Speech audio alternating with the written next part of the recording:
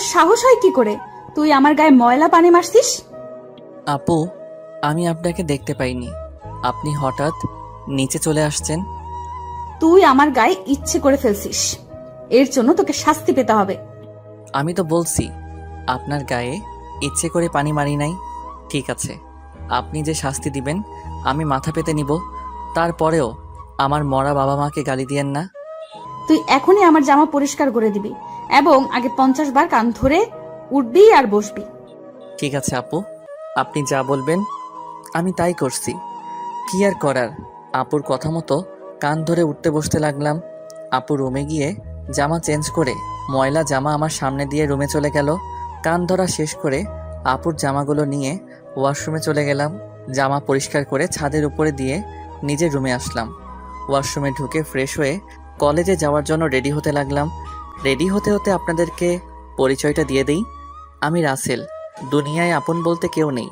মা আমাকে জন্ম দেওয়ার 5 মাস পর অসুস্থ হয়ে মারা যায়। এরপর বাবা আমাকে লালন পালন করে। কোনো রকম এসএসসি পাশ করার পর আব্বু রোড দুর্ঘটনায় মারা যায়। আব্বু রিক্সা চালিয়ে আমার পড়ালেখার খরচ চালিয়েছে। বাবা মারা যাওয়ার 1 মাস পর ঢাকায় চলে আসি। রাস্তা দিয়ে হাঁটতে আসি, কোথায় যাব কি করব কিছুই মাথায় আসছে না। এই ঢাকা শহরে আমার কেউ নেই, তাই যাওয়ার মতো স্থান নেই। সব ভেবে হাঁটতে হাঁটতেছি, হঠাৎ একটা গাড়ি এসে আমাকে ধাক্কা মারে। আমি রাস্তার একপাশে গিয়ে পড়ি। এরপর আর কিছু মনে নেই। যখন চোখ খুলি তখন দেখি আমি একটা হাসপাতালের কেবিনে শুয়ে আছি। আমার পাশে একজন বাবার বয়সী লোক বসে আছে।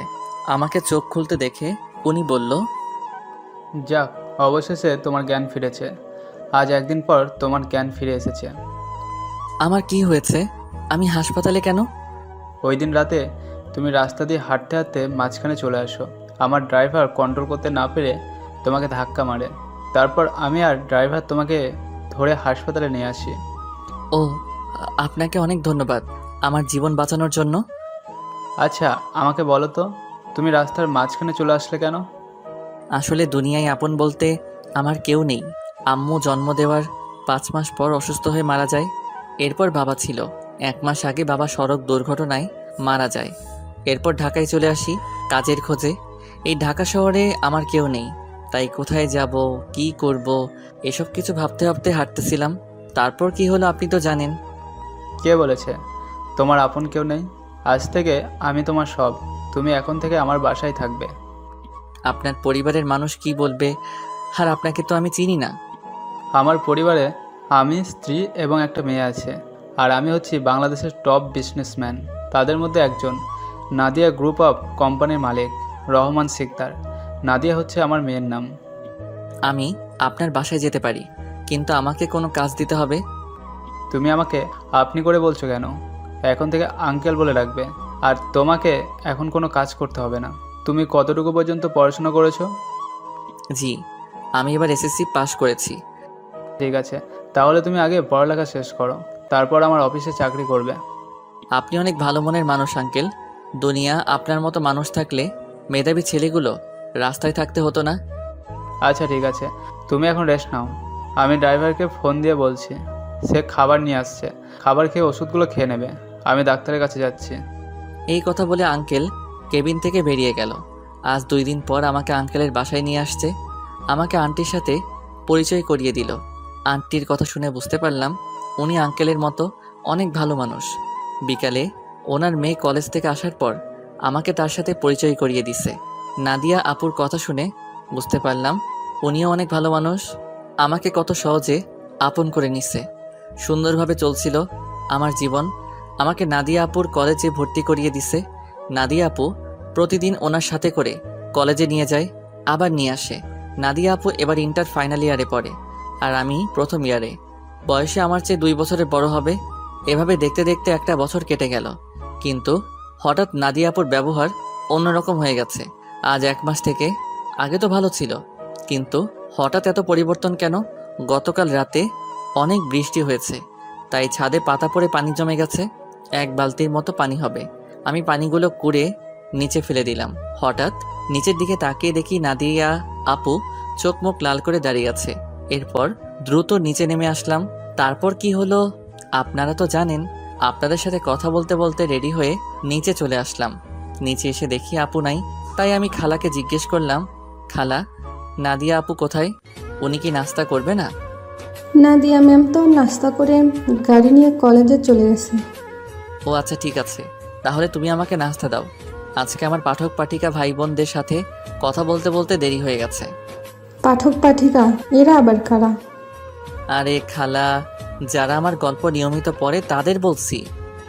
আমি এত কিছু বুঝি না, পড়ালেখা করি নাই, তাহলে বুঝবো কেমনে?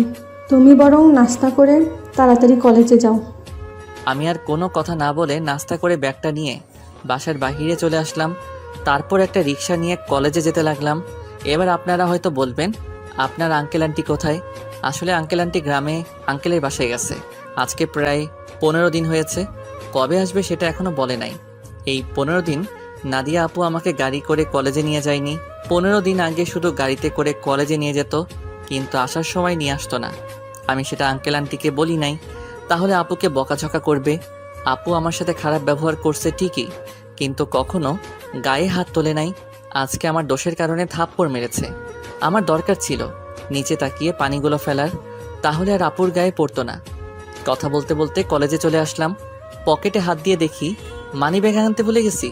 সব পকেটে হাত দেখি 30 টাকার মতো আছে। রিক্সা ভাড়া মিটিয়ে কলেজের গেট দিয়ে ভিতরে ঢুকলাম। তারপর ক্লাসের সামনে চলে গেলাম। দেখি স্যার পড়া শুরু করে দিছে। স্যার, ভিতরে আসতে পারি? আরে রাসেল, তুমি আজকে তো দেরি কেন কলেজ আসতে? আসলে স্যার বাসায় একটু কাজ ছিল, সেগুলো শেষ করে আসতে দেরি হয়ে গেছে। ঠিক আছে, এখন গিয়ে সিটে বসো। Okay sir. আমি আর কোনো কথা না বলে রাফির পাশে গিয়ে বসলাম।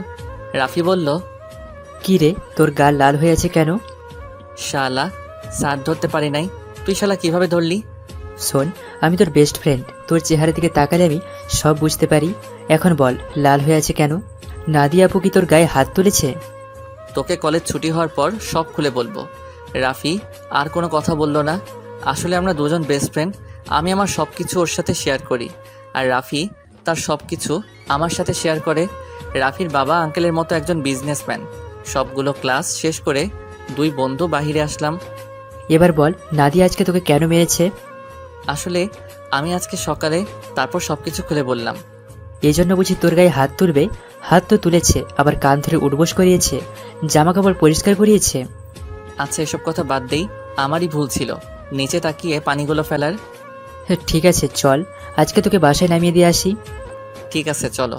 না করলাম না, কারণ আমার কাছে টাকা নেই। রাফির কাছ থেকে অনেক টাকা নিয়েছি, আবার টাকা দিতে গেলে নেয় না। নিজের কাছে খারাপ লাগে টাকার কথা বলতে। কথা বলতে বলতে বাসায় চলে আসলাম। রাফি গাড়ি নিয়ে চলে গেল। আসার সময় আপুকে কলেজে দেখলাম না, মনে হয় কোথাও গেছে।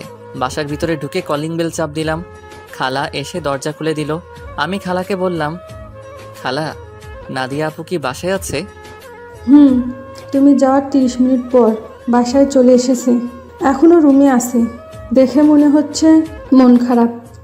ঠিক আছে খালা, আমি রুমে গেলাম।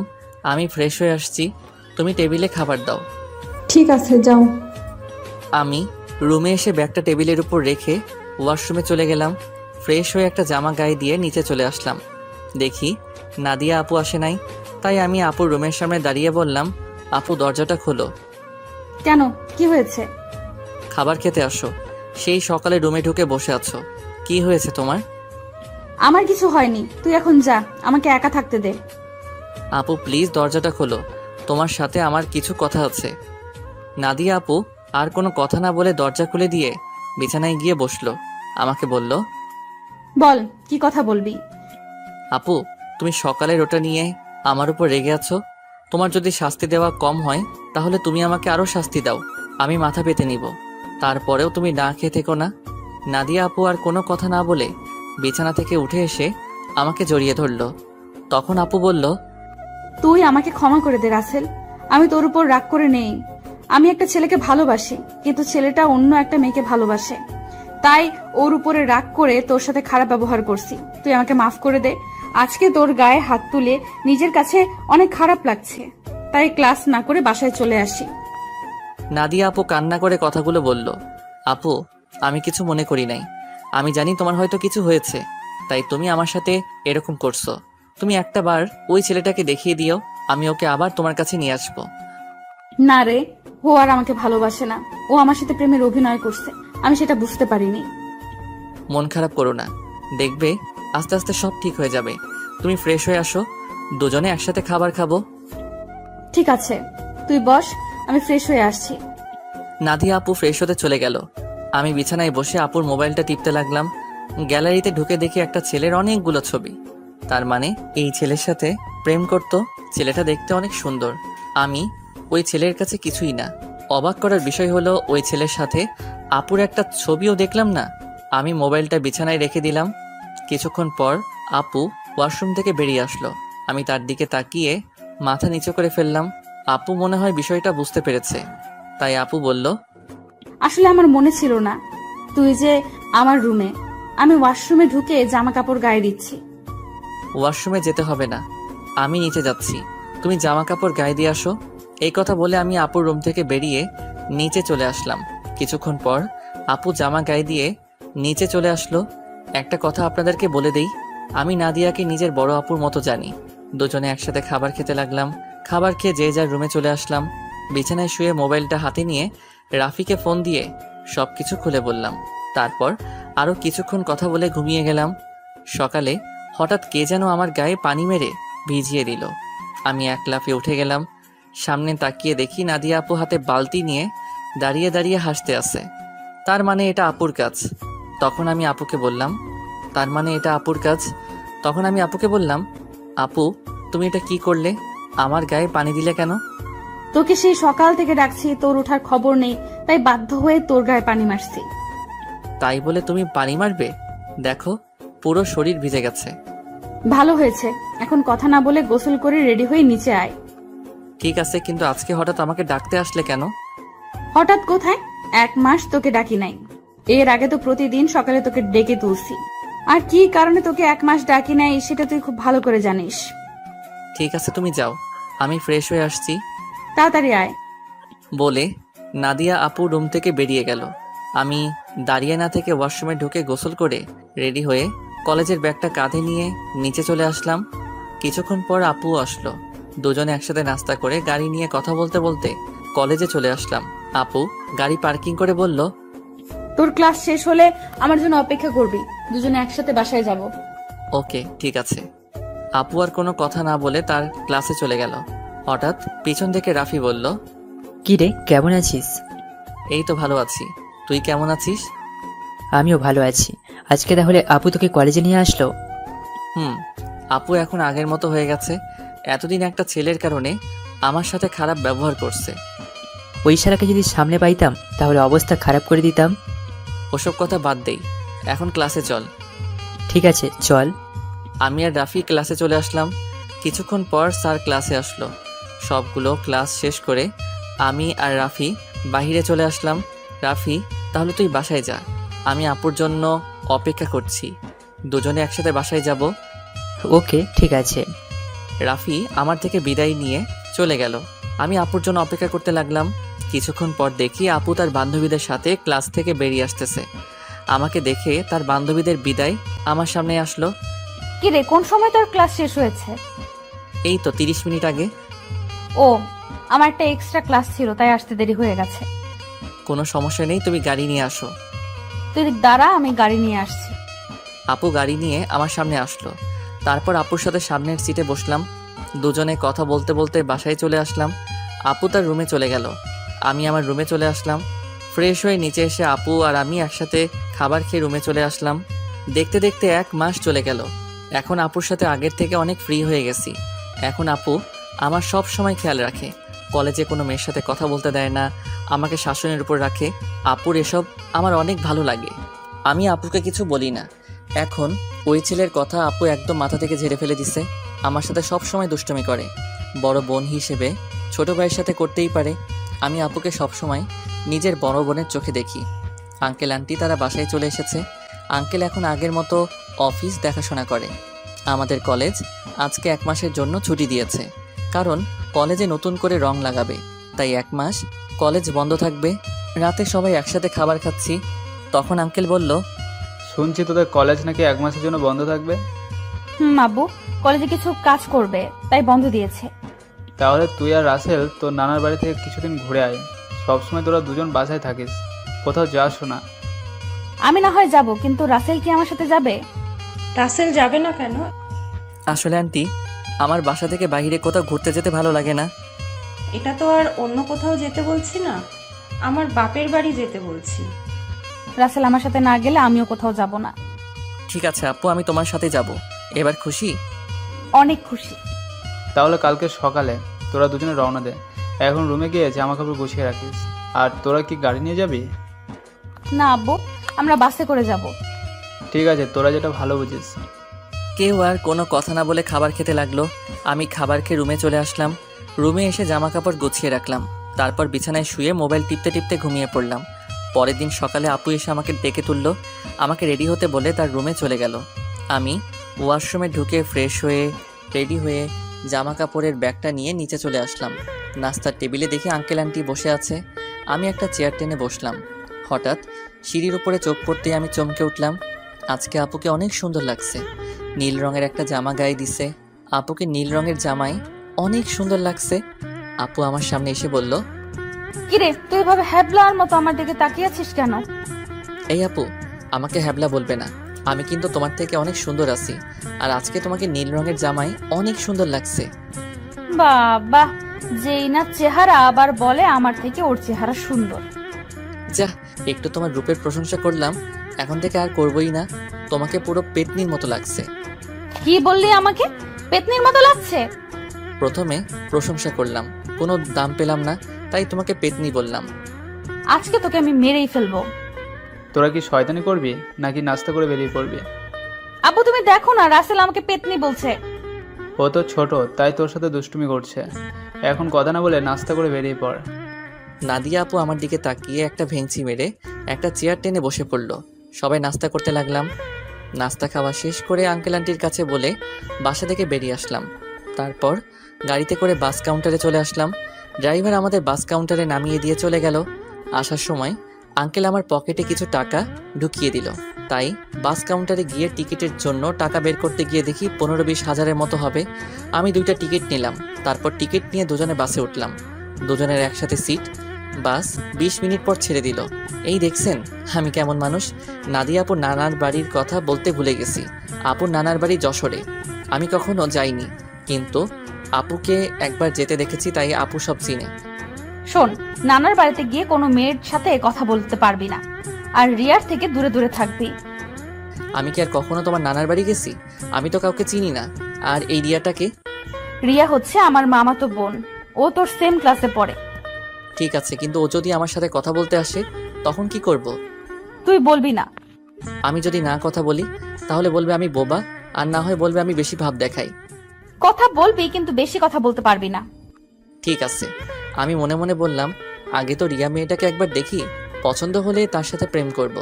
এই নাদিয়া আপুর জন্য আজ পর্যন্ত কোনো মেয়ের সাথে প্রেম করতে পারলাম না। তো যাই হোক, দুজনে কানে হেডফোন লাগিয়ে গান শুনতে লাগলাম। বাস এসে একটা রেস্টুরেন্টে থামলো। তখন আমি নাদিয়া আপুর দিকে তাকিয়ে দেখি ঘুমিয়ে আছে। আমি আপুকে ডাক দিলাম, আপু। চোখ খুলে বলল, কিরে, ডাকছিস কেন? আপু, বাস একটা রেস্টুরেন্টে থামছে, চলো দুজনে খাবার খেয়ে নেই। ঠিক আছে, চল। নাদিয়া আপু আর আমি বাস থেকে নেমে রেস্টুরেন্টের ভিতরে ঢুকে গেলাম। আপু ওয়াশরুমে ঢুকে ফ্রেশ হয়ে আসলো। আমি অন্য একটা ওয়াশরুমে ঢুকে ফ্রেশ হয়ে আসলাম। দুজনে গিয়ে একটা টেবিলে গিয়ে বসলাম। আপু ওনার মতো করে অর্ডার করলো, আমি আমার মতো করে অর্ডার করলাম। কিছুক্ষণ পর ওয়েটার খাবার নিয়ে আসলো। দুজনে খাবার খেতে লাগলাম। খাবার খেয়ে দুজনে আবার বাসের ভিতরে চলে আসলাম। আবার আগের মতো বসে পড়লাম। বাস কিছুক্ষণ পর ছেড়ে দিল। বাস চলছে আপন গতিতে। আমরা দুজন আবার হেডফোন লাগিয়ে গান শুনতে লাগলাম। দেখতে দেখতে আমরা এখন যশোর চলে এসেছি। দুজনে বাস থেকে নেমে দেখি একটা গাড়ি আমাদের সামনে দাঁড়িয়ে আছে, আর গাড়ির সাথে একজন লোক দাঁড়িয়ে আছে। নাদিয়া মামা বলে তাকে জড়িয়ে ধরলো। আসলে আমি কখনো আপুর মামাকে দেখি নাই। ওর মামা ঢাকায় মনে হয় সহজে যায়নি, তাই চিনতে পারলাম না। আমি আর আপু পিছনের সিটে বসলাম। তখন আপুর মামা বলল, তাহলে এই হচ্ছে রাসেল? মামা, ও হচ্ছে রাসেল। তুমি তো বাহিরে ছিলে, তাই দেখো নাই। ও, তার মানে নাদিয়ার মামা বাহিরে ছিল। তখন নাদিয়ার মামা বলল, কেমন আছো রাসেল? পড়ালেখা কেমন চলছে? জি মামা, আমি অনেক ভালো আছি, আর পড়াশোনা ভালোই চলছে। তা কয়টা মেয়ের সাথে প্রেম করো? মামা, আপনি এটা কি বলছেন? আরে সমস্যা নেই, আমাকে তোমার বন্ধু ভেবে বলতে পারো। প্রেম মনে হয় আমি কখনো করতে পারবো না। একটা পেতনির কারণে সবসময় আমাকে মেয়েদের থেকে দূরে সরিয়ে রাখে। ওমা তাই? সে মানুষটা কে? আমি আপুর দিকে তাকিয়ে দেখি আমার দিকে চোখ লাল করে তাকিয়ে আছে।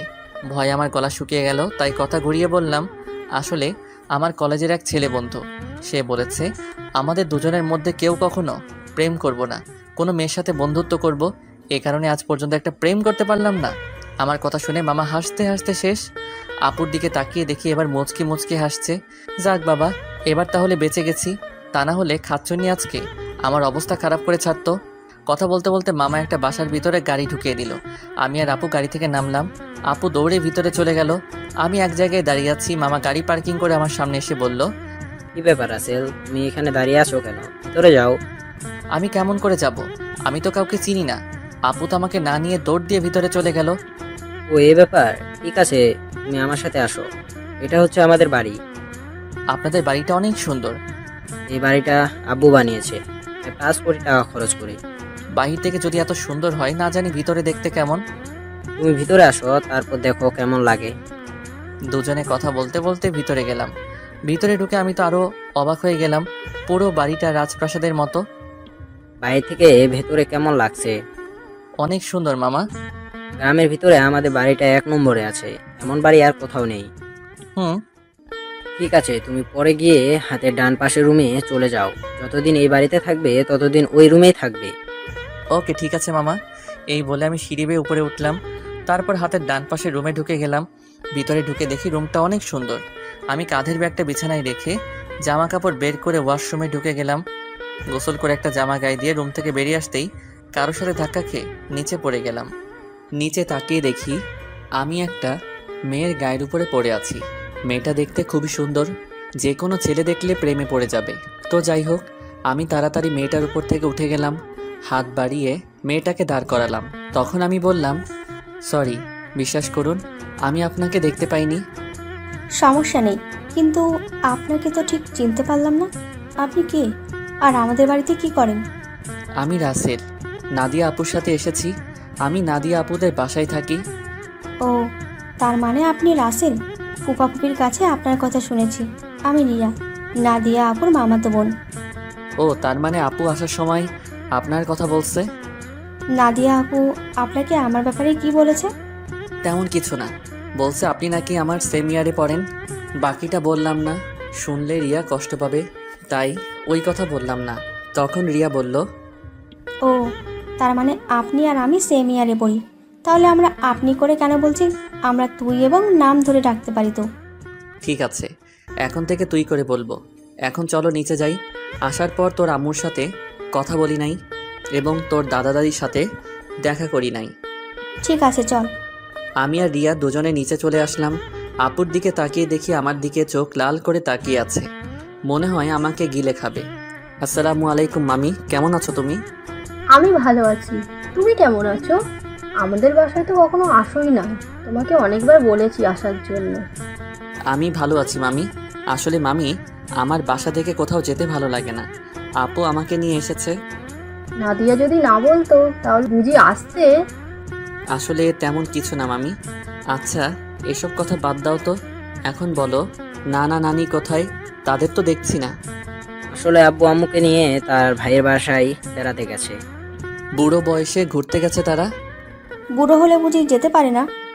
আমি সেটা বলি নাই, মানে তাদের ভালোবাসা বুড়ো বয়সে এখনো আছে। এত কথা না বলে খাবার খা। খাবার খেয়ে তুই আমার রুমে আসবি, তোর সাথে আমার কথা আছে। ঠিক আছে আপু, আর কোনো কথা না। খাবার খেয়ে নিজের রুমে চলে আসলাম। কিছুক্ষণ রেস্ট নিয়ে আপুর রুমের সামনে গিয়ে বললাম, আপু ভিতরে আসবো? আয় বস। আমি ভিতরে ঢুকে দেখি আপুর চোখ দিয়ে পানি পড়ছে। তখন আমি আপুকে বললাম, আপু তোমার কি হয়েছে? তোমার চোখ দেখে বোঝা যাচ্ছে তুমি মনে হয় কান্না করছো। তোকে আসার সময় কি বলছি, তোর মনে নেই? তুই রিয়ার সাথে কথা বলছিস কেন?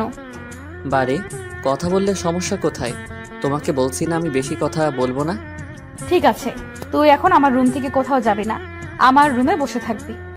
আপু পুরোটা রাস্তায় জার্নি করে আসছি, তাই ভাবছি একটা ঘুম দিমো। তাহলে আমার রুমে ঘুমিয়ে পড়, তোর রুমে যাওয়া লাগবে না।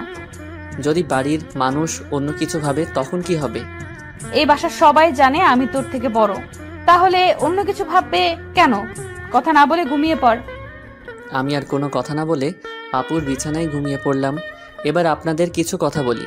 আসলে নানা নানি এবং মামি অনেকবার ঢাকায় গেছে, তাই ওদের চিনি, কিন্তু রিয়া কখনো ঢাকায় যায়নি। আর কেন যায় না সেটা আমি বলতে পারবো না। আমার ঘুম আসার পর আপু আমার দিকে তাকিয়ে আছে আর মনে মনে বলে, রাসেল, তুই কি আমার মুখের কথা বুঝতে পারিস না? আমি তোর এত খেয়াল কেন রাখি? তোকে কেন মেয়ের সাথে কথা বলতে দেই না? কেন? কারণ আমি তোকে অনেক ভালোবাসি। তোকে যদি আমার জীবনে না পাই তাহলে আমার এই জীবন শেষ করে দিব। আমি তোকে অন্য মেয়ের সাথে সহ্য করতে পারবো না। এই কথা বলে আপু আমার কপালে এবং গালে 4-5টা চুমু খেলো। তারপর রুম থেকে বেরিয়ে রিয়ার রুমে গেল। রিয়া বিছানায় শুয়ে কি যেন ভাবছে। তখন আপু রিয়ার পাশে বসে বলল, কিরে রিয়া, তোকে দেখে বোঝা যাচ্ছে তুই কিছু একটা নিয়ে চিন্তায় আছিস। আসলে আপু তেমন কিছু না। এখন বলো, হঠাৎ আমার রুমে? কেন, তোর রুমে কি আসা যাবে না? আরে আমি ওইভাবে বলি নাই। আচ্ছা ওটা বাদ দাও, তোমাকে একটা কথা বলি, রাসেল কি কোনো মেয়ের সাথে প্রেম করে? কেন, আমার জানা মতে রাসেল কোনো মেয়ের সাথে প্রেম করে না। তা এটা কেন জিজ্ঞেস করলি? না আপু, এমনি জিজ্ঞেস করলাম। তা আপু, তোমার পড়াশোনা কেমন চলছে? আমার তো ভালোই চলছে, তোর কেমন চলছে? আমারও ভালোই চলছে। ঠিক আছে তুই থাক, আমি রুমে গেলাম। এই কথা বলে আপু নিজের রুমে চলে আসলো। আর এদিকে রিয়া ভাবছে, তাহলে আমার লাইন ক্লিয়ার, আমি রাসেলকে আমার করে নিব। আমি ওকে প্রথম দেখায় ভালোবেসে ফেলেছি। আমাকে যে করেই হোক রাসেলের মন জয় করতে হবে। কিন্তু আমি ওর মন জয় করব কেমন করে? তখন রিয়া ভাবতে লাগলো। হঠাৎ তার মাথায় একটা বুদ্ধি আসে। আমাকে তার সাথে প্রতিদিন কলেজে নিয়ে যাবে। তারপর আস্তে আস্তে রাসেলকে রিয়ার প্রতি দুর্বল করবে। বিকালে ঘুম থেকে উঠে দেখি আপু আমার পাশে শুয়ে আছে, যেন একটা পিচ্চি মেয়ে আমার পাশে শুয়ে আছে। আমি আপুর দিকে তাকিয়ে বিছানা থেকে নামতেই আপুর ঘুম ভেঙে গেল। কি ব্যাপার আপু, তুমি উঠলে কেন? ঘুম ভেঙে গেছে তাই উঠে গেলাম। তুই ফ্রেশ হয়ে আয়, দুজনে মিলে গ্রামটা ঘুরে দেখবো। ঠিক আছে, আমি রুমে গিয়ে ফ্রেশ হয়ে আসছি। এইটা বলে আপুর রুম থেকে বেরিয়ে নিজের রুমে চলে আসলাম। ওয়াশরুমে ঢুকে ফ্রেশ হয়ে একটা জামা গায়ে দিয়ে নিচে নেমে আসলাম। নিচে এসে দেখি রিয়া সোফায় বসে টিভি দেখছে।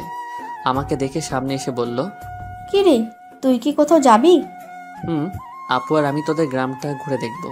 আপু ফ্রেশ হয়ে আসছে। ঠিক আছে, তোরা আমার জন্য কিছুক্ষণ অপেক্ষা কর, আমিও তোদের সাথে যাব। এটা বলে রিয়া দৌড় দিয়ে তার রুমে চলে গেল। কিছুক্ষণ পর আপু বেরিয়ে আসলো। আপুকে দেখতে অনেক সুন্দর লাগছে।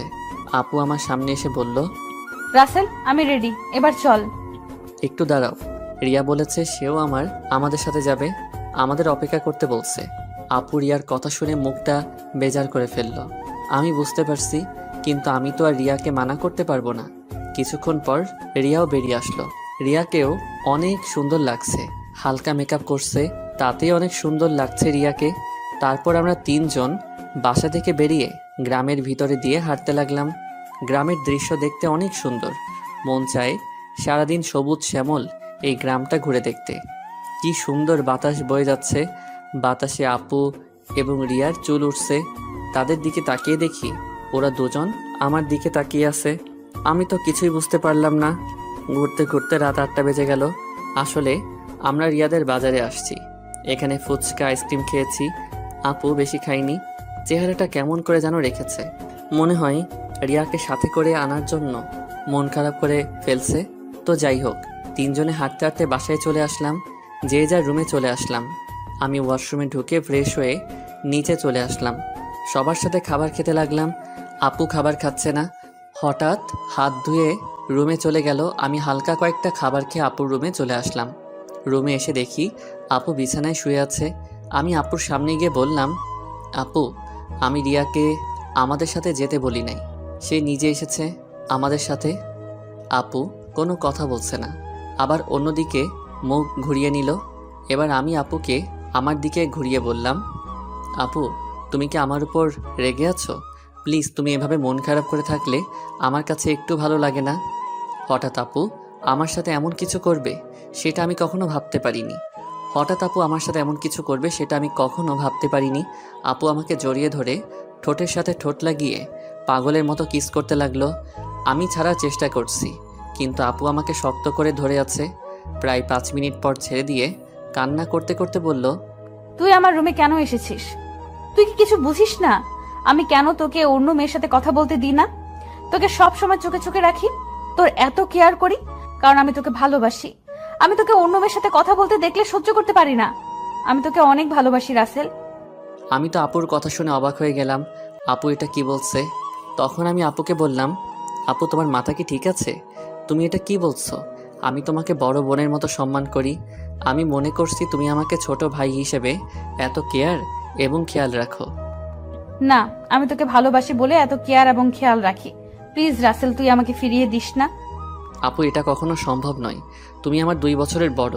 এটা পরিবারের এবং আঙ্কেল আন্টি কখনো মেনে নিবে না। সমাজের মানুষ নানান ধরনের কথা বলবে। আমি পারবো না তোমাকে ভালোবাসতে। তুই যদি আমাকে ভালো না বাসিস তাহলে আমি নিজেকে শেষ করে দিব। আমি তোকে ছাড়া বড় অসহায়। আমি তোকে ছাড়া থাকতে পারবো না। এই তোমাদের মতো মেয়েদের বাংলা সিনেমার মতো একটা ডায়লগ আছে, কাউকে নিজের করে না পেলে আত্মহত্যা করবে, হাত কেটে ফেলবে, ছাদ থেকে লাফ দিবে, এমনকি বিষ খাবে। এগুলো ছাড়া আর কি তোমরা কিছু করতে পারো না? যাকে ভালোবাসি তাকে যদি নিজের করে না পাই, তাই মেয়েরা এসব করতে বাধ্য হয়। আমি তোকে সত্যিই অনেক ভালোবাসি। আপু আমি তোমাকে বোনের মতো জানি। আমি তোমাকে কখনো ভালোবাসতে পারবো না। তুমি এসব বিষয়ে আমার সাথে কথা বললে আমি তোমাদের সবাইকে ছেড়ে চলে যাব। না না, তুই কোথাও যাস না। তোকে না দেখলে আমি থাকতে পারবো না। ঠিক আছে, আমি আর কখনো তোকে ভালোবাসার কথা বলবো না। কথাটা যেন মনে থাকে। আগে যেভাবে চলতে এখনও সেভাবে চলবে। আমি এখন রুমে গেলাম। এটা বলে নিজের রুমে চলে আসলাম। রুমে এসে বিছানায় শুয়ে আপুর কথাগুলো ভাবতে লাগলাম। আপু এটা কেমন করে বলল? আঙ্কেল আন্টি যদি জানতে পারে তাহলে আমাকে বাসা থেকে বের করে দিবে। তারপর আমি কোথায় যাব? এসব কিছু ভাবতে ভাবতে কখন যে ঘুমিয়ে গেছি মনে নাই। সকালে রিয়া রুমে এসে ডাকতে লাগলো, ওই রাসেল, ওঠ তাড়াতাড়ি। কি হয়েছে, ডাকছিস কেন? আজকে তুই আমার সাথে কলেজ যাবি, তাই তোকে ডাকতে আসলাম। আমি তোর কলেজে যাব কেন? আমি তো তোর কলেজে পড়ি না। সেটা তো আমি জানি, তোকে আমাদের কলেজটা ঘুরে দেখাবো। তাড়াতাড়ি ওঠ। ঠিক আছে তুই যা, আমি ফ্রেশ হয়ে আসছি। রিয়া আর কোনো কথা না বলে আমার রুম থেকে বেরিয়ে গেল। আমি বিছানা থেকে উঠে ওয়াশরুমে ঢুকে ফ্রেশ হয়ে রেডি হয়ে নিচে চলে আসলাম। নিচে এসে দেখি মামা মামি নাস্তার টেবিলে বসে আছে। আমি গিয়ে একটা চেয়ার টেনে বসলাম। আর রাসেল, রাতে ঘুম কেমন হয়েছে? অনেক ভালো ঘুম হয়েছে মামা। তা তুমি এত সকালে ঘুম থেকে উঠলে কেন? রিয়া আমাকে ঘুম থেকে উঠিয়ে দিল তার সাথে কলেজে যাওয়ার জন্য। আমাকে নাকি তাদের কলেজটা ঘুরে দেখাবে।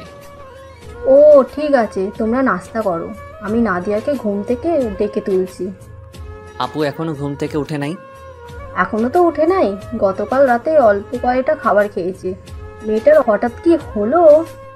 কি আর হবে, মনে হয় ভালো লাগছে না তাই খাবার কম খেয়েছে। হঠাৎ রিয়া এসে একটা চেয়ার টেনে আমার পাশে বসলো। তখন রিয়া বলল, কি হয়েছে আম্মু? তোমরা কি নিয়ে কথা বলছো? ওর নাদিয়া আপুর কথা বলছে। মেয়েটা হঠাৎ কি হয়েছে?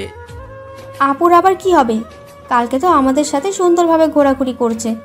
মনে হয় অনেক হাঁটাহাঁটি করাতে শরীর খারাপ লাগছে। হয়তো তাই হবে। ঠিক আছে, তোরা নাস্তা করে কলেজে যা, আমি নাদিয়াকে ঘুম থেকে উঠলে তাকে জিজ্ঞাসা করব। কেউ আর কোনো কথা না বলে নাস্তা খেতে লাগলো। আর আমি তো জানি আপু কেন এমন করছে।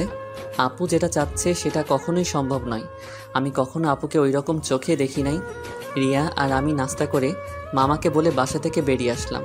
তখন রিয়া বলল, আচ্ছা রাসেল, দেখ তো আমাকে কেমন লাগছে। আমি তো এতক্ষণ রিয়ার দিকে খেয়াল করি নাই। আজকে রিয়াকে অনেক সুন্দর লাগছে। রিয়ার সৌন্দর্য ফুটে তুলছে তার ঠোঁটের পাশের তিলটাই। তখন আমি বললাম, আজকে তোকে অনেক সুন্দর লাগছে। যে কোনো ছেলে দেখলে প্রেমে পড়ে যাবে। কোনো ছেলে পড়ার দরকার নেই, তুই পড়লে হবে। ওই বিড়বিড় করে কি বলছিস? কিছু না, একটা রিক্সা ডাক দে। বাসায় গাড়ি থাকতে রিক্সা করে কলেজে যাবি কেন? আমার মন বলছে তুই একটা রিক্সা ডাক দে। ওই একটা রিক্সা ডাক দিব কেন? আমরা তো দুইজন এখানে, একটা রিক্সায় কি করে যাব? ওই হারামি, এই রিক্সা করে আমি আর তুই যেতে পারবো না। বেশি কথা না বলে রিক্সা ডাক দে। ঠিক আছে দিচ্ছি। একদিনের পরিচয় তুই আমার সাথে এইভাবে ঝগড়া করছিস? তোর সাথে তো এখনো কিছু করি নাই। তাড়াতাড়ি রিক্সা ডাক দে, এমনি দেরি হয়ে যাচ্ছে। আমি আর কোনো কথা না বলে একটা রিক্সা ডাক দিলাম। দুজনে রিক্সায় উঠলাম। তখন রিয়া বলল, আচ্ছা রাসেল, তুই কি কখনো প্রেম করেছিস কোনো মেয়ের সাথে? আমার দ্বারা এসব হবে না। আমার সাথে কোনো মেয়ে প্রেম করবে না। আমার চেহারা ভালো না। কে বলেছে তোর চেহারা খারাপ? তুই দেখতে অনেক সুন্দর। সুন্দর হলে কি হবে? আপু তো আমাকে কোনো মেয়ের সাথে প্রেম করতে দিবে না, আর আমিও মনের মতো কাউকে পাইনি। আশেপাশে তাকালে তো পেতে পারিস। আমার পাশে তুই ছাড়া আর তো কেউ নেই, তাহলে পাবো কি করে? আরে পাগল, তোকে কি আমি অন্য কারো কথা বলেছি? আমাকে কি চোখে পড়ে না? কি রে, চুপ করে আছিস কেন? তোর কলেজ আর কত দূর? এই তো সামনেই। তারপর দুজনে কথা বলতে বলতে রিয়ার কলেজের সামনে চলে আসলাম। আমি রিক্সা ভাড়া দিলাম। রিয়া আমাকে মানা করছে, কিন্তু তারপরেও আমি ভাড়া দিছি। দুজনে গেট দিয়ে কলেজের ভিতরে ঢুকলাম। হঠাৎ কয়টা মেয়ে আমাদের সামনে আসলো। তাদের একটা মেয়ে বলল, কি রে রিয়া, তোর সাথে উনি কে? আগে তো কখনো দেখিনি। আরে আমার মনে হয় কি আমাদের রিয়ার বয়ফ্রেন্ড। দেখতে কিন্তু অনেক সুন্দর। যদি রিয়ার আগে আমি দেখতাম তাহলে ওর সাথে প্রেম করতাম। আইসে, তোর যে চেহারা, এই চেহারা এইরকম ছেলে কখনোই পাবি না। ওই তোরা কি চুপ করবি? রীতি মিতু, তোরা জানিস ওকে? ও হচ্ছে আমার ফুফাতো ভাই রাসেল। তুই তো কখনো আমাদের তোর ফুফাতো ভাইয়ের কথা বলিস নাই। আমি যদি জানতাম আমার ফুফাতো ভাই আছে তাহলে তো তোদের অবশ্যই বলতাম। তোরা তো আমার ফুফাতো বোন নাদিয়া আপুকে চিনিস, ওনার ছোট ভাই। ও আচ্ছা, তা ভাইয়া কেমন আছেন? আমি এতক্ষণ ওদের কথা শুনে মাথা নিচু করে রাখলাম। আর রিয়ার কথা শুনে তো আমি আরও অবাক হয়ে গেলাম। সে ওদের সত্যিটা বলে নাই। তখন আমি বললাম, প্রথম কথা হচ্ছে আমাকে ভাইয়া বলে ডাকা যাবে না। আমি তোমাদের সাথে সেম ইয়ারে পড়ি। আর আলহামদুলিল্লাহ আমি আছি। আপনারা সবাই কেমন আছেন? যেহেতু আমাদের সাথে পড়েন তাহলে আমাদের আপনি না তুই করে বলবেন। আমরাও ভালো আছি। ঠিক আছে, পরে কথা বলা যাবে, এখন ক্লাসে চল। আমি বলি কি, তোরা ক্লাসে যা, আমি বাসায় চলে যাই। আমি এখানে থেকে কি করব? তুই আমাদের সাথে ক্লাসে যাবি। যদি তোদের স্যার এবং ছাত্রছাত্রী কিছু বলে? তাও কথা ঠিক। আচ্ছা, তাহলে তুই বাসায় চলে যা। দুপুর 1টার সময় আমাকে এসে নিয়ে যাস। আমি ঠিক আছে বলে কলেজ থেকে বেরিয়ে একটা রিক্সা নিয়ে বাসায় চলে আসলাম। বাসায় কলিং বেল চাপ দেওয়ার পর মামি এসে দরজা খুলে দিল। আমাকে দেখে বলল, কি ব্যাপার রাসেল, তুমি চলে আসলে কেন? আমি কলেজে থেকে কি করব, তাই চলে আসলাম। রিয়া বলেছে তাকে দুপুরে গিয়ে নিয়ে আসতে। ও ঠিক আছে, তুমি রুমে যাও, আমি তোমার জন্য ওপরে কফি নিয়ে আসছি। আমি এখন কফি খাবো না। আপু কি ঘুম থেকে উঠেছে? নাস্তা করে এখনো রুমে আছে। ঠিক আছে। আমি আপুর রুমে গেলাম বলে ভিতরে ঢুকে আপুর রুমে চলে গেলাম। আপুর রুমে এসে দেখি কার সাথে যেন মোবাইলে হেসে হেসে কথা বলছে। আমাকে দেখে ফোন কেটে দিল। তখন বলল, আমি তোমার রুমে আসলে সমস্যা কোথায়? আর তুমি কার সাথে কথা বলছো? সেটা কি তোকে বলতে হবে? আপু, তুমি আমার সাথে এইভাবে কথা বলছো কেন? তোর সাথে আমার কথা বলতে ভালো লাগছে না। তুই আমার রুম থেকে বেরিয়ে যা। আমি আর কোনো কথা না বলে আপুর রুম থেকে বেরিয়ে আমার রুমে চলে আসলাম। বিছানায় বসে ভাবতে লাগলাম, আপুর হঠাৎ কি হলো? আমার মনে হয় তার ভালোবাসা মেনে না নেওয়ার কারণে আমার উপর রেগে আছে। আপুর এমন কথায় কেন জানি আমার অনেক খারাপ লাগছে। পরে ভাবলাম, রাগ করলে করুক, কিছুদিন পর এমনি ঠিক হয়ে যাবে। আর কিছু না ভেবে একটা ঘুম দিলাম। দুপুরের দিকে ঘুম থেকে উঠে দেখি 1টা বাজার 10 মিনিট বাকি আছে। তাই কোনো রকম ফ্রেশ হয়ে মামিকে বলে বাসা থেকে বেরিয়ে একটা রিক্সা নিয়ে রিয়ার কলেজের সামনে চলে আসলাম। কলেজের সামনে এসে দেখি রিয়া তার বান্ধবীদের সাথে বাহিরে দাঁড়িয়ে আছে। আমাকে দেখে ঋতু আর মিতুর থেকে বিদায় নিয়ে আমার সাথে রিক্সায় উঠে বসলো। তোর আসতে লেট হলো কেন? আসলে কলেজ থেকে গিয়ে ঘুমিয়ে পড়ছি। উঠতে একটু দেরি হয়ে গেছে, তাই আসতে একটু দেরি হয়েছে। ও। তারপর দুজনে কথা বলতে বলতে বাসায় চলে আসলাম। এবার রিয়া আমাকে রিক্সা ভাড়া দিতে দিল না। রিয়া এবার রিক্সা ভাড়া দিল। তারপর দুজনে বাসার ভিতরে ঢুকে যে যার রুমে চলে গেলাম। দেখতে দেখতে 10টা দিন চলে গেল। রিয়া আর তার বান্ধবীদের সাথে ভালো বন্ধুত্ব হয়েছে, কিন্তু আপু আমার সাথে ঠিকভাবে কথা বলে না। সব সময় কার সাথে যেন ফোনে হেসে হেসে কথা বলে। আপুর এড়িয়ে চলা আমার অনেক খারাপ লাগে। এখন কেন জানি আপু ফোনে কারোর সাথে হেসে হেসে কথা বললে আমার কেমন জানি লাগে। রাতে সবাই মিলে খাবার খেতে লাগলাম। তখন নাদিয়া আপু বলল, মামা মামি, আমি কালকে ঢাকায় ফিরে যাব। আমার জরুরি কাজ আছে। তুই যাবি মানে? তাহলে রাসেল কি করবে? ও যাবে কিনা সেটা বলতে পারবে। রাসেল, তুমি কি কিছু বলবে? নাদিয়ার সাথে তুমি যাবে না? কি, তুমি আরও কিছুদিন থাকবে? না মামা মামি, আমিও আপুর সাথে কালকে চলে যাব। আমি থেকে কি করব? তাহলে ঠিক আছে, গাড়ি নিয়ে যাবি নাকি বাসে করে যাবি? না মামা, আমরা বাসে করে যাব। তুমি ড্রাইভারকে বলে দিও আমাদের বাস কাউন্টারে নামিয়ে দিয়ে আসতে। মামা ঠিক আছে বলে খাবার খেতে লাগলো। রিয়ার দিকে তাকিয়ে দেখি মন খারাপ করে হাতে পানি ঢেলে রুমে চলে গেল। সেটা আমি বলবো কেমন করে? তুমি গিয়ে তোমার মেয়েকে জিজ্ঞাসা করো। ঠিক আছে, ওর সাথে আমি পরে কথা বলবো, এখন খাবার খাও। সবাই খাবার খেতে লাগলো। আমি খাবার খেয়ে রুমে চলে আসলাম। রুমে এসে দেখি টেবিলের ওপর একটা কাগজ, লেখা আছে, রাসেল তুই একটু ছাদে আয়, আমি রিয়া, তোর সাথে কিছু কথা আছে। রিয়া হঠাৎ আমাকে ছাদে যেতে বলল কেন? আমি আর কোনো কিছু না ভেবে রুম থেকে বেরিয়ে ছাদে চলে গেলাম।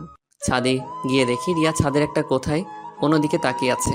আমি রিয়ার সামনে গেলাম, তারপর রিয়াকে বললাম, বল আমাকে ছাদে আসতে বললি কেন? রিয়া আমার দিকে ঘুরে তাকালো।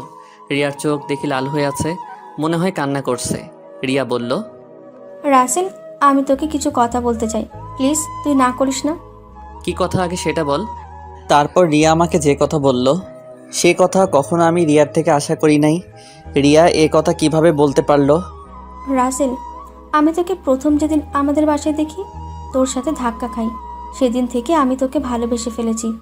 আমি মনে করছি আরও কিছুদিন পর তোকে ভালোবাসার কথা বলবো, কিন্তু যখন শুনেছি তুই কালকে ঢাকায় ফিরে যাবি, তখন আমার মনটা অনেক খারাপ হয়ে যায়।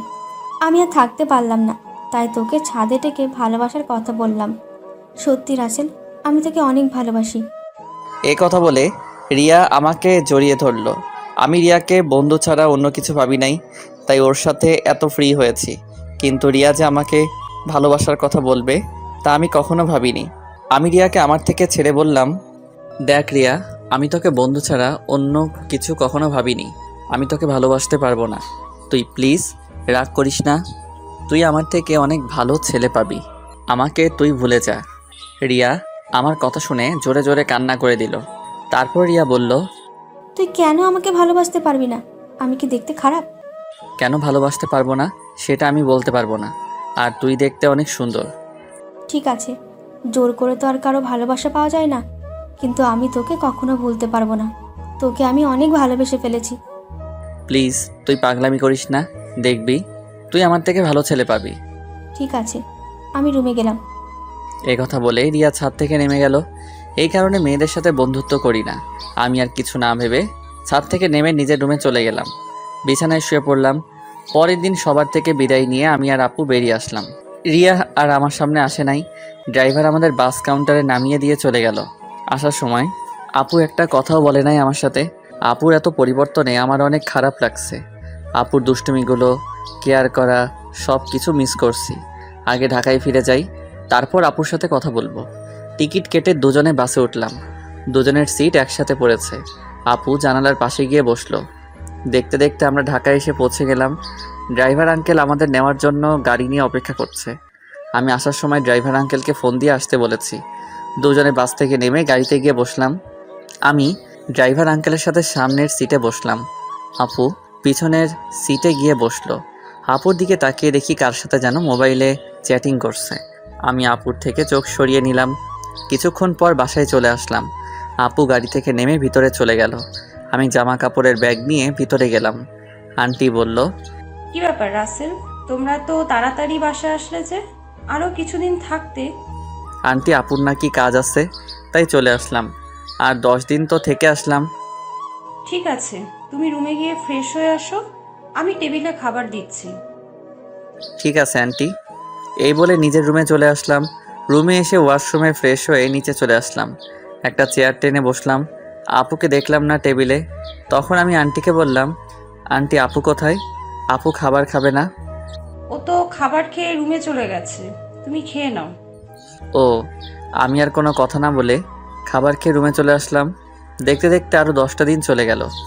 আপুর সাথে কথা বলতে গেলে আমার সাথে কথা বলে না। এই 10টা দিন অনেক কষ্টে কেটেছে। রিয়াদের বাসায় তেমন কষ্ট পাইনি, কারণ রিয়ার সাথে দুষ্টামি করতে করতে দিন পার হয়ে গেছে। কিন্তু এখানে তো আপুই আমার সাথে সবসময় দুষ্টামি করতো। আমি এখন বুঝতে পেরেছি আপুর সাথে কথা না বলতে পারলে আমি অচল। আপুর আগের দুষ্টুমিগুলো খুব মিস করছি। আমার মনে হয় আমিও আপুকে ভালোবেসে ফেলেছি। কিন্তু আন্টি আঙ্কেল কি আমাদেরকে মেনে নিবে? সমাজের মানুষ কি বলবে? আপুকে দেখি এখন সবসময় হাসি খুশি থাকে, কার সাথে যেন মোবাইলে সারাদিন কথা বলে। আপু কি তাহলে অন্য কাউকে ভালোবাসে? না, আমার মনের কথা আপুকে খুলে বলতেই হবে। রাতে রাফিকে ফোন দিয়ে বললাম কলেজের সামনে দেখা করতে। রাফিকে বলে দেখি সে কি বলে।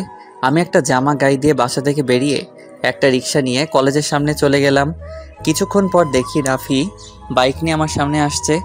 রাফি বাইক সাইড করে আমার সামনে এসে বলল, কি রে, হঠাৎ জরুরি দেখা করতে বললি কেন?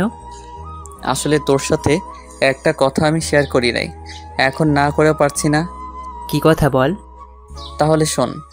তারপর রিয়াদের বাসা এবং আপুদের বাসা দেখে সব কিছু খুলে বললাম। এখন তুই বল আমি কি করব?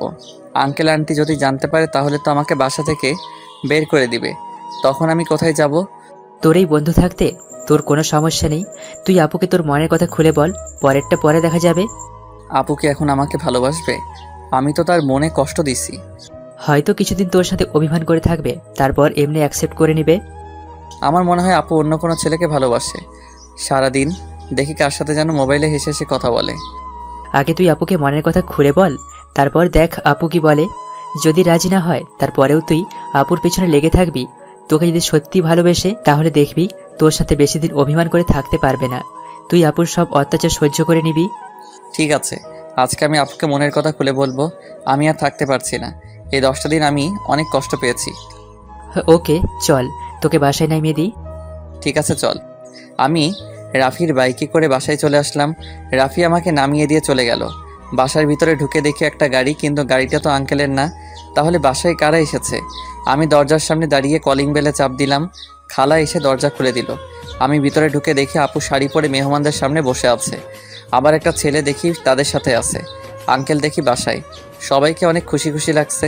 আমাকে দেখে আঙ্কেল বলল, রাসেল, তুমি সকালে কোথায় গিয়েছিলে? আসলে আঙ্কেল রাফির সাথে ছিলাম। ও, তা দাঁড়িয়ে আছো কেন? বসো। দেখো, নাদিয়াকে ওরা দেখতে এসেছে। তাদের নাদিয়াকে পছন্দ হয়েছে। এখন বিয়ের দিন তারিখ ঠিক করব। নাদিয়া আপুর বিয়ের কথা শুনে আমার পায়ের নিচের মাটি সরে গেল।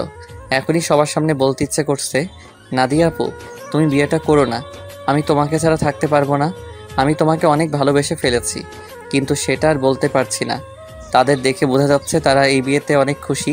সবচেয়ে বড় কথা হলো আপুকেও দেখে অনেক খুশি। তাদের এই খুশির মাঝে আমার ভালোবাসার কথা বলতে পারবো না। আমি চাই না আমার কারণে তাদের খুশি নষ্ট হয়ে যাক। আর ছেলেটা দেখতে অনেক সুন্দর, আপুর সাথে ভালো মানাবে। আমি নিজের কষ্ট চেপে রেখে তখন আমি বললাম, তাহলে তো অনেক ভালো, তোমরা যেটা ভালো মনে করো। তোর কি ছেলেকে পছন্দ হয়েছে? ওনাকে পছন্দ না হওয়ার কি আছে? দেখতে অনেক সুন্দর, আপুর সাথে ভালো মানাবে। তাহলে আমরা বিয়ের দিন তারিখ ঠিক করতে পারি। তারপর তারা বিয়ের দিন তারিখ ঠিক করলো। আগামী শুক্রবার আপুর বিয়ে। আমি আর তাদের মধ্যে না থেকে নিজের রুমে চলে আসলাম। দরজা আটকে দিয়ে অনেক কান্না করতে লাগলাম। জীবনে কোনো মেয়েকে ভালোবাসি নাই, এই প্রথম একজনকে ভালোবাসলাম, কিন্তু তাকে আর বলতে পারলাম না। বলার আগেই তার বিয়ে ঠিক হয়ে গেল। হঠাৎ আমার মোবাইলটা বেজে উঠল। দেখি রিয়া ফোন দিছে। আজকে এতদিন পরে রিয়া আজকে ফোন দিছে। চোখের পানি মুছে ফোনটা রিসিভ করলাম। কী রে, কেমন আছিস? আছি কোনো রকম। তুই কেমন আছিস? আমি আলহামদুলিল্লাহ ভালো আছি। মামা মামি তারা কেমন আছে? সবাই ভালো আছে, কিন্তু তোর কথা কেমন জানি লাগছে। কি হয়েছে তোর? আমার তো কিছুই হয়নি। তুই মনে হয় আমার কাছে কিছু লুকোচ্ছিস। বল কি হয়েছে তোর? বলতে পারি, কিন্তু তুই আমাকে কথা দিতে হবে, তুই কাউকে কিছু বলবি না। ঠিক আছে, বলবো না। এবার বল। তাহলে শোন। না রে, তারা শুনলে অনেক কষ্ট পাবে। তারা এই বিয়েতে অনেক খুশি। তাহলে তুই কষ্ট পাচ্ছিস কেন? আমি কষ্ট পেলে কিছু হবে না। আমি চাই না আমার কারণে তাদের আশা ভরসা সব নষ্ট হয়ে যাক। তুই কি পারবি আপুকে ভুলে থাকতে? আমাকে ভুলে থাকার চেষ্টা করতে হবে। এই বিয়েতে আপুও রাজি আছে। তাহলে আপু যখন তোকে ভালোবাসার কথা বলেছে তখন রাজি হোস নাই কেন? তখন তো আমি আপুকে ওই চোখে দেখি নাই, আমার বড় বোনের মতো দেখেছি। আর আঙ্কেল আন্টি এবং সমাজের কথা চিন্তা করে আপুকে মানা করে দেই। তখন যদি রাজি হতি তাহলে আজকে আর কষ্ট পেতে হতো না। এখন তুই কি করবি? এখন আমি আপুকে ভুলে থাকার চেষ্টা করব। আপুর বিয়ে হয়ে গেলে আঙ্কেল আন্টি একা হয়ে যাবে, তাই আমি চাই বাকিটা জীবন তাদের সাথে পার করে দিতে। ঠিক আছে, তাহলে ভালো থাকিস। আর যা কিছু করিস চিন্তা ভাবনা করে করিস। বাই। এটা বলে রিয়া ফোন কেটে দিল। আমার চোখ দিয়ে আবার পানি পড়তে শুরু করলো। কান্না করতে করতে নিচে ঘুমিয়ে গেলাম। রাতে সবাই টেবিলে বসে খাবার খেতে লাগলাম। তখন আঙ্কেল বলল, রাসেল, আমি চাই নাদিয়ার বিয়ের সব কিছু তুমি করবে। ঠিক আছে আঙ্কেল। আরে রাসেল, তোমার চোখ দুটো লাল হয়ে আছে কেন? কি হয়েছে তোমার? আসলে আন্টি চোখে কি যেন পড়েছে, তাই লাল হয়ে গেছে। চিন্তা করবেন না, এমনি ঠিক হয়ে যাবে। আমি নাদিয়া আপুর দিকে তাকিয়ে দেখি এক মনে খাবার খেয়ে যাচ্ছে। আমি তার থেকে চোখ সরিয়ে হালকা খাবার খেয়ে রুমে চলে আসলাম। রুমে এসে দেখি মোবাইলটা বাজতে আছে। হাতে নিয়ে দেখি রাফি ফোন দিছে। আমি রিসিভ করার পর রাফি বলল, কি রে, কেমন আছিস? আপুকে কি ভালোবাসার কথা বলেছিস? আমি ভালো আছি, আর আপুকে ভালোবাসার কথা বলতে পারি নাই। কেন, কি হয়েছে? আপুর বিয়ে ঠিক হয়ে গেছে, তাই আর আমার মনের কথা খুলে বলতে পারি নাই। কি বলছিস তুই? কোথায় বিয়ে ঠিক হয়েছে? ছেলের বাড়ি কোথায় সেটা বলতে পারবো না। ছেলেটা দেখতে অনেক সুন্দর। তুই আমাকে বাসার সামনে নামিয়ে দিয়ে যাওয়ার পর তারপর সব খুলে বললাম। এটা তুই কি বলছিস? তুই কি পারবি আপুকে ভুলে থাকতে? তুই একবার আঙ্কেল আন্টিকে কথাটা খুলে বল, আর না হয় আপুকে বল। না রে, আমি চাই না আমার কথা শুনে তারা কষ্ট পাক। এই বিয়েতে তারা সবাই খুশি আছে, আর নাদিয়া আপু রাজি আছে। আঙ্কেল আন্টির কথা চিন্তা করে নিজেকে কষ্ট দিবি? তুই কি থাকতে পারবি? শোন, আঙ্কেল আমাকে রাস্তা থেকে তুলে এনে তাদের বাসায় ঠাঁই দিয়েছে। তাদের মতো একটা পরিবার পেয়েছি। আমার মতো এতিম ছেলেকে নিজের ছেলের মতো দেখেছে। তাহলে আমি কথা বলি কেমন করে? আর নাদিয়া আপুকে আমি ভুলে যাব? কিছুদিন গেলে সব কিছু ঠিক হয়ে যাবে। তুই মানুষ না রে, তুই একটা ফেরেশতা। তোর মতো বন্ধু পাওয়া ভাগ্যের ব্যাপার।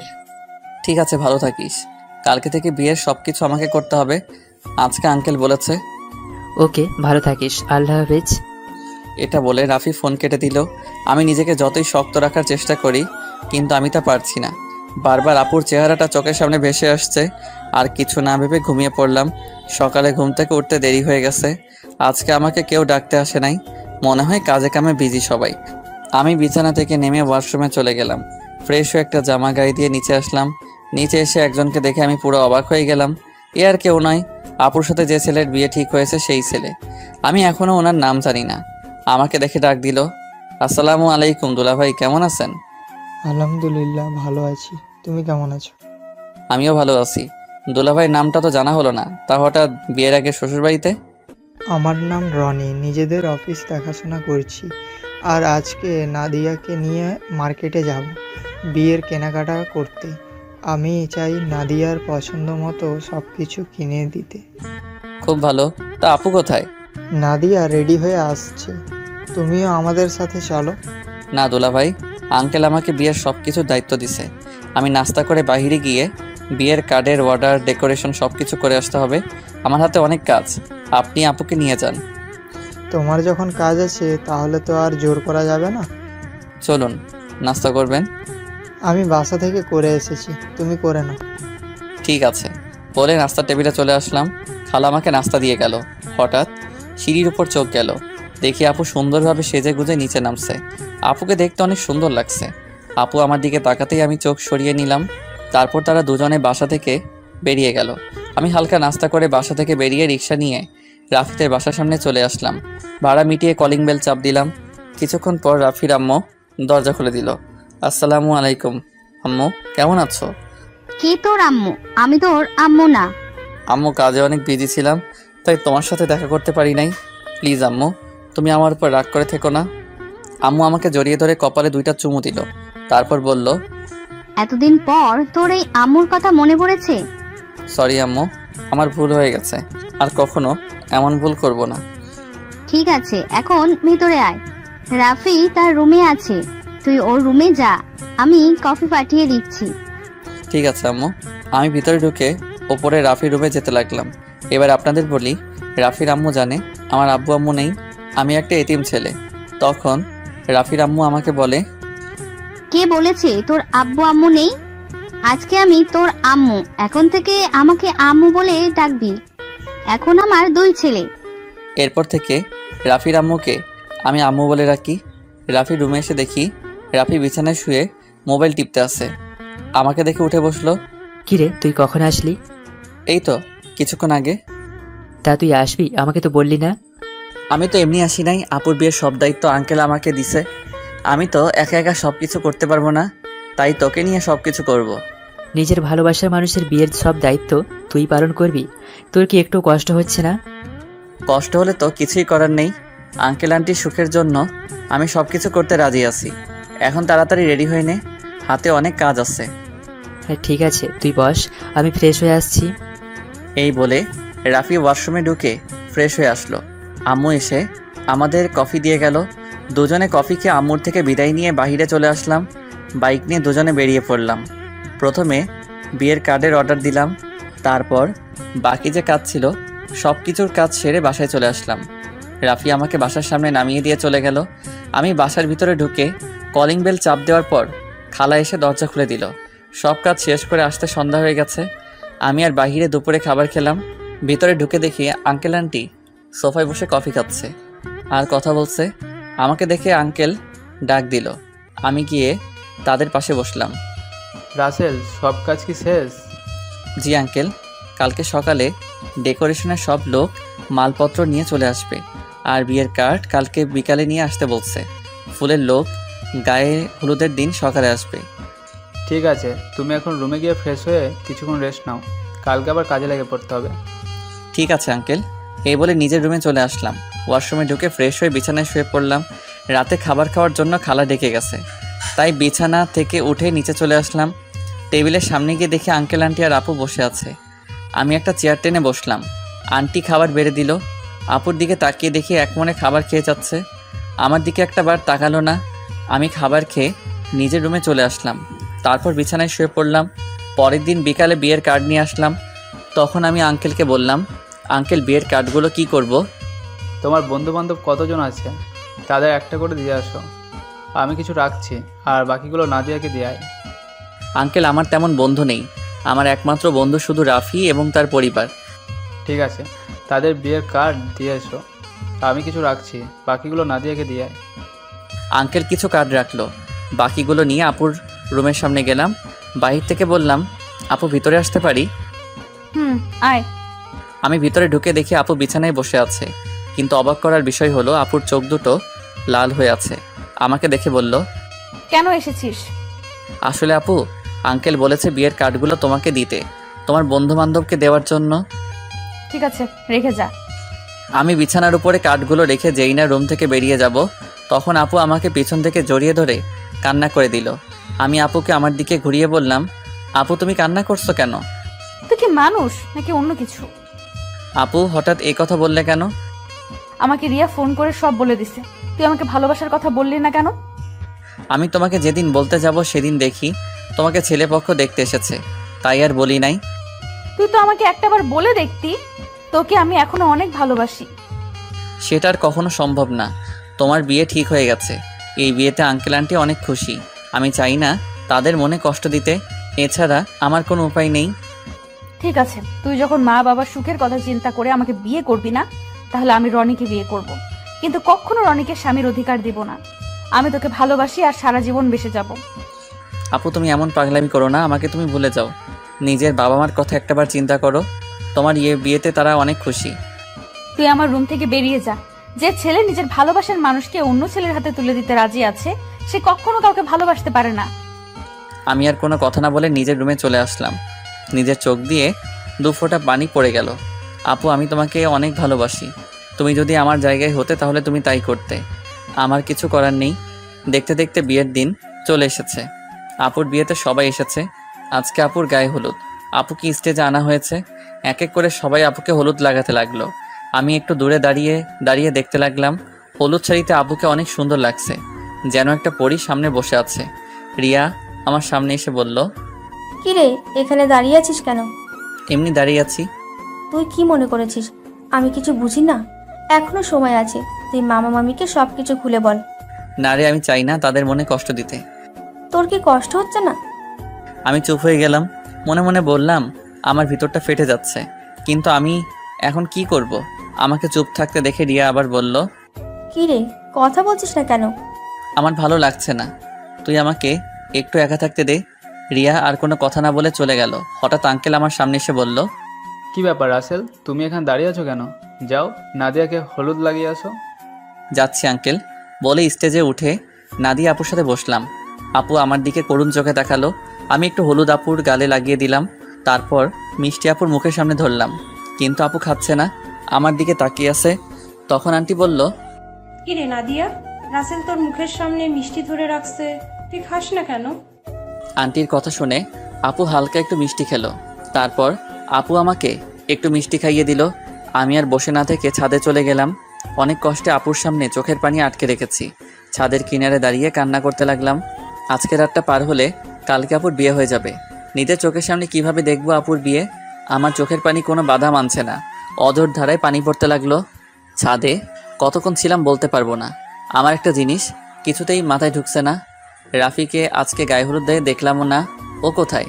আমাকে তো বলছে সন্ধ্যার পর চলে আসবে। আম্মু আব্বু তারা এসেছে, কিন্তু তাকে দেখলাম না। পকেট থেকে মোবাইল বের করে রাফিকে ফোন দিলাম, কিন্তু তার মোবাইল বন্ধ বলছে। আমি আর কিছু না ভেবে নিচে নামতে যাব, হঠাৎ ছাদে কারো আসার শব্দ পেলাম। নিচের দিকে তাকিয়ে দেখি আপু ছাদের দিকে আসছে। আপু আমাকে দেখে হাত ধরে টেনে ছাদের কিনারে নিয়ে আসলো। তখন আপু বলল, নিজেকে এত কষ্ট দিচ্ছিস কেন? রাসেল, এখনো সময় আছে, তুই আব্বু আম্মুকে সবকিছু খুলে বল। তুই যদি বলতে ভয় পাস তাহলে আমি বলি। না আপু, তুমি এই কাজ কখনো করবে না, তারা শুনলে অনেক কষ্ট পাবে। আমি চাই না তারা আমার কথা শুনে কষ্ট পাক। তুই কি পারবি আমাকে ছেড়ে থাকতে? আমাকে পারতেই হবে। রাসেল, শেষবারের মতো আমার একটা কথা রাখবি? কি কথা বলো? তুই কালকে আমার সামনে আসিস না, আমি তোকে সামনে দেখলে কবুল বলতে পারবো না। ঠিক আছে, আমি তোমার সামনে থাকবো না। আমাকে জড়িয়ে ধরে একটা কিস করবি? কালকের পর তো অন্য পুরুষের সাথে থাকতে হবে। এখানে অন্য পুরুষ কোথায় থেকে আসলো? সে তো হবে তোমার স্বামী। কিন্তু আমি তো তাকে কখনো স্বামী হিসেবে মানবো না, আমি শুধু তোকে ভালোবাসি। প্লিজ আপু, তুমি আমাকে ভুলে যাও, স্বামী সংসার নিয়ে নতুন জীবন শুরু করো। আমি কখনো তোকে ছাড়া নতুন জীবন শুরু করতে পারবো না। আপু, তোমাকে আমার কসম দিয়ে বলছি, তুমি আঙ্কেল আন্টির মনে কষ্ট দিও না। সব বাবা মা চায় তার মেয়ে যেন সুখী থাকে। ঠিক আছে, তুই যা বলছিস তাই হবে। এখন আমাকে শেষবারের মতন জড়িয়ে ধরে একটা কিস কর, তোর কাছে এটাই আমার শেষ চাওয়া। আপু, তোমাকে জড়িয়ে ধরতে পারবো, কিন্তু কিস করতে পারবো না। এটা একমাত্র তোমার স্বামীর অধিকার। ঠিক আছে, তাহলে জড়িয়ে ধর। আমি আপুকে জড়িয়ে ধরলাম। আপু শুধু চোখের পানি ফেলছে। আমাকে কিছুক্ষণ জড়িয়ে ধরে নিচে নেমে গেল। পরের দিন আমি কাজে বিজি থাকতে শুরু করলাম। সব কিছু ঠিকঠাক মতো দেখিয়ে দিতে লাগলাম। কিছুক্ষণ পর আম্মু আমার সামনে আসলো। কিরে রাসেল, তোকে গতকাল থেকে ঠিকভাবে দেখতে পাচ্ছি না, কোথায় কোথায় থাকিস? আসলে আম্মু, আপুর বিয়ের সব দায়িত্ব আমার হাতে, তাই কাজে কামে এদিক ওদিক দৌড়াতেছিলাম। আর তোর চোখ দুটো দেখি লাল হয়ে আছে, কি হয়েছে তোর? আমার কিছু হয়নি আম্মু, এমনি রাতে একটু ঘুম কম হয়েছে। বেশি রাতে ঘুমাইছি তো, আবার সকাল সকাল ঘুম থেকে উঠে কাজে লেগে পড়ছি। ঠিক আছে, তুই থাক, আমি ভিতরে যাচ্ছি। ওকে আম্মু। আচ্ছা আম্মু, রাফি কোথায়? কালকে থেকে রাফিকে দেখছি না, ওর মোবাইলও বন্ধ। আমাকে তো বলেছে তার কি একটা কাজ আছে, তাই সে আসতে পারবে না, কিন্তু আজকে দুপুরে চলে আসবে বলেছে। মোবাইল বন্ধ কেন সেটা তো বলতে পারবো না। ও, আম্মু আর কোনো কথা না বলে চলে গেল। আমি আবার কাজে লেগে পড়লাম। দেখতে দেখতে দোলা আসার সময় হয়ে গেছে। এদিকে আমার সব কিছু ঠিকঠাক মতো হয়ে গেছে। আমি রুমে এসে ফ্রেশ হয়ে একটা পাঞ্জাবি গায়ে দিয়ে রুম থেকে বেরিয়ে যেতেই হঠাৎ রিয়া আমার রুমে আসলো। কি রে, তুই হঠাৎ আমার রুমে? রাসেল, তোর অনেক কষ্ট হচ্ছে তাই না রে? আমি সব কষ্ট মাটি চাপা দিয়ে দিছি। হয়তো নাদিয়া আপু আমার কপালে ছিল না, তাই এরকম আমার সাথে হয়েছে। আমি তার জন্য দোয়া করি সে যেন স্বামী সংসার নিয়ে সুখে থাকে। তোকে কিছু বলার ভাষা আমার নেই, তুই আসলে মানুষ না, তুই একটা ফেরেশতা। ঠিক আছে, দুলা আসার সময় হয়ে গেছে, এখন বাইরে যেতে হবে। চল দুজনে একসাথে যাই। ঠিক আছে, চল। আমি আর রিয়া রুম থেকে বেরিয়ে গেটের সামনে গেলাম, দেখি জামাই চলে এসেছে। আমি জামাইকে দেখে অন্যদিকে চলে গেলাম। সবাই জামাইকে নিয়ে ভিতরে ঢুকলো, তারপর স্টেজে নিয়ে বসালো। কিছুক্ষণ পর নাদিয়া আপুকে নিয়ে আসলো। আজকে আপুকে লাল বেনারসিতে অনেক সুন্দর লাগছে। আপুকে জামাইয়ের সাথে বসানো হলো।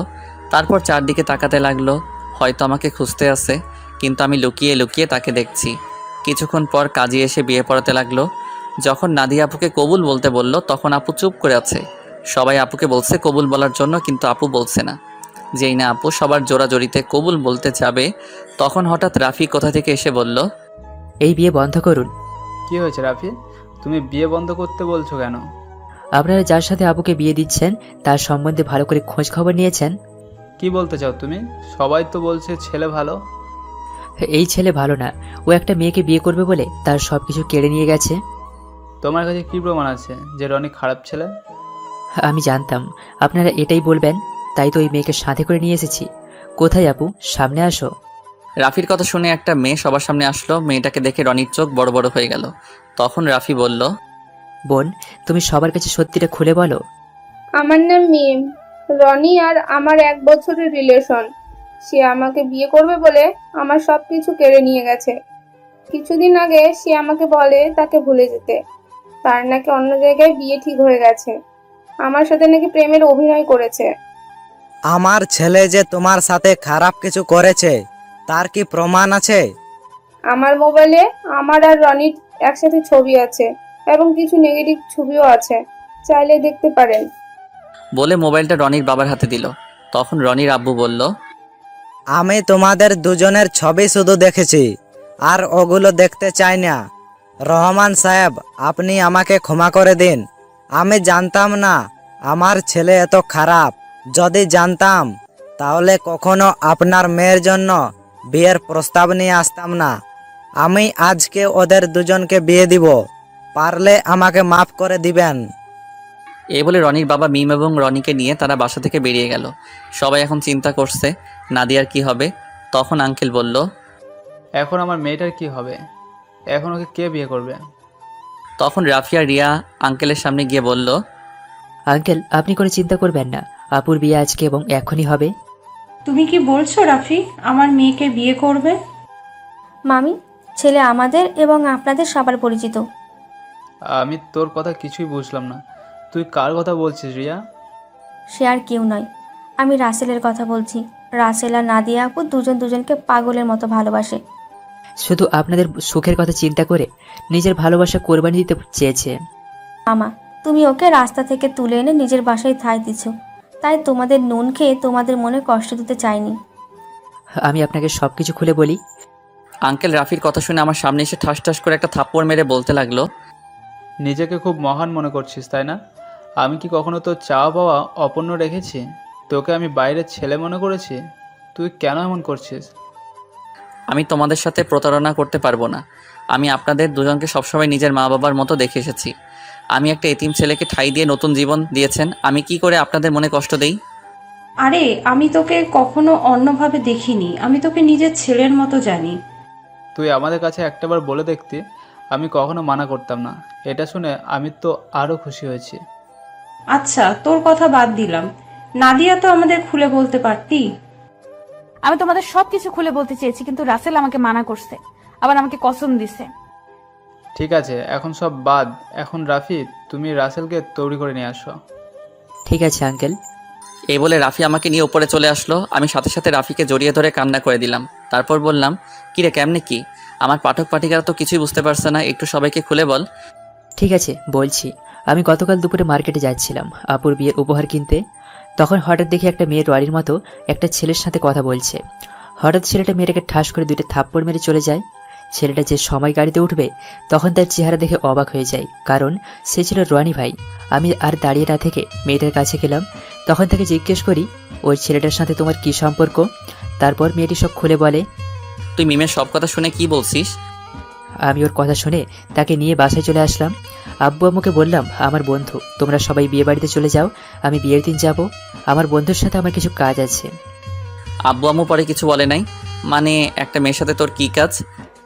তুই তো জানিস আব্বু আম্মু আমাকে অনেক বিশ্বাস করে, তার ছেলে কখনো খারাপ কাজ করবে না। আব্বু আম্মু চলে আসার পর কোনো রকম রাতটা কাটিয়ে পরের দিন বিয়ে বাড়িতে নিয়ে আসলাম। আমি সবার সামনে রনির মুখোশ খুলে দেওয়ার জন্য বিয়ের দিন মিমকে নিয়ে আসি। আজকে তোর কারণে আমার ভালোবাসার মানুষকে আপন করে পেয়েছি। তোর এই ঋণ কখনো শোধ করতে পারবো না। হয়েছে হয়েছে, তোর ঋণ শোধ করা লাগবে না, শুধু আমার একটা হেল্প করে দিতে হবে। বল তোর কি হেল্প লাগবে? আমার সাথে একটা মেয়ে দাঁড়িয়ে যখন আঙ্কেলের সাথে কথা বলছিল, ওই মেয়েটাকে আমার পছন্দ হয়েছে। ওর সাথে আমার লাইন ক্লিয়ার করে দিবি। তার মানে তুই রিয়ার কথা বলছিস? আরে তোকে তো ওর কথাই বলছি। মানে আমি তো কিছুই বুঝতে পারছি না। তোকে বলছি না আমাকে আপুর মামাতো বোন রিয়া প্রপোজ করছে, এই সেই মেয়ে। কি? তার মানে এই সে রিয়া? কিন্তু চেহারা কিন্তু মাশাআল্লাহ। এখন আমার সাথে লাইন করে দে। ঠিক আছে দিব, আগে আমার বিয়েটা শেষ হোক। ঠিক আছে, এখন ফ্রেশ হয়ে আয়, আমাদের জন্য সবাই অপেক্ষা করছে। আমি আর কোনো কথা না বলে ওয়াশরুমে ঢুকে ফ্রেশ হয়ে একটা পাঞ্জাবি গায়ে দিয়ে রাফির সাথে নিচে চলে আসলাম। আমাকে নিয়ে আপুর পাশে নিয়ে বসালো। তখন আপু আমার কানের কাছে মুখ এনে বলল, আজকে তোর খবর আছে, শুধু বিয়েটা হয়ে যেতে দে। তুই আমাকে অনেক কষ্ট দিয়েছিস। সেটা বাসর ঘরে দেখা যাবে। আমিও কিন্তু কম কষ্ট পাইনি। কাজী বিয়ে পড়ানো শুরু করলো। আগে আপুকে কবুল বলতে বলল, আপুর সাথে সাথে কবুল বলে ফেললো। সবাই মুচকি মুচকি হাসছে। এবার আমাকে বলতে বলল, কিন্তু আমি বলছি না। আমি আপুকে একটু লাগানোর জন্য দেরি করছি। আপু আমাকে কনুই দিয়ে গোতা দিল। আমি সাথে সাথে কবুল বলে ফেললাম। সবাই জোরে জোরে হাসা শুরু করলো। তারপর কাজী মোনাজাত ধরলো। সবাই আমাদের জন্য দোয়া করলো। তারপর সবাই খাওয়া দাওয়া করে বাসায় চলে গেল। আব্বু আম্মু আমার কাছ থেকে বিদায় নিয়ে চলে গেল। রাফি আমার সাথে থেকে গেল। তখন আমি আর রাফি ছাদে বসে আছি। ছাদে আসার সময় রিয়াকে বলেছি ছাদে আসার জন্য। আমি আর রাফি বসে বসে কথা বলছি। কিছুক্ষণ পর রিয়া ছাদে আসলো। তখন আমি বললাম, কিরে তোর আসতে এত দেরি হলো কেন? দেরি কি আর এমনি হয়েছে? তোর বাসর ঘর সাজাতে দেরি হয়ে গেছে। এখন বল, কি জন্য ডাকলি? আজকে বিয়েবাড়িতে একটা ছেলে তোকে দেখে পছন্দ করে। সে নাকি তোর সাথে প্রেম করতে চায়। আমার কথা শুনে রাফি মাথা নিচু করে ফেলছে। তখন রিয়া বলল, ছেলেটা কে জানতে পারি? সে আর কেউ নয়, আমার কলিজা, আমার জানের বন্ধু রাফি। ও তাই নাকি? তাহলে ও না বলে তোকে বলতে বলছে কেন? আসলে আজ পর্যন্ত রাফি কোনো মেয়ের সাথে প্রেম করে নাই। কেন জানি তোকে দেখে পছন্দ হয়, কিন্তু লজ্জার কারণে বলতে পারছে না। তাই আমাকে বলল তোর সাথে লাইন করে দেওয়ার জন্য। ঠিক আছে, তুই রুমে যা। আপু রুমে তোর জন্য অপেক্ষা করছে বাসর ঘরে। আমার অনেক ভয় করছে রে। এত ভয় কিসের? বিড়ালটা ঠিক মতো মারিস। এই বিড়াল আবার কোথা থেকে আসলো? সেটা বাসর ঘরে গেলে আপু তোকে দেখিয়ে দেবে। এখন তুই যা, আমি ওর সাথে কথা বলবো। আচ্ছা ঠিক আছে, যাচ্ছি। আমার বন্ধুর যেন কিছু না হয়, তাহলে কিন্তু তোর মাথা ফাটিয়ে ফেলবো। ওই আমার জামাইয়ের সাথে আমি যেটা করি তোর সমস্যা কি? কি? তার মানে তুই রাজি? আরে ওকে তো প্রথম দেখে আমি প্রেমে পড়ে গেছি। এখানে রাজি না হওয়ার কি আছে? তুই বাসর ঘরে যা, আমি আমার জানের সাথে একটু রোম্যান্স করি। তাহলে তোরা থাক, আমি গেলাম। আমি আর কোনো কথা না বলে বাসর ঘরের সামনে চলে আসলাম।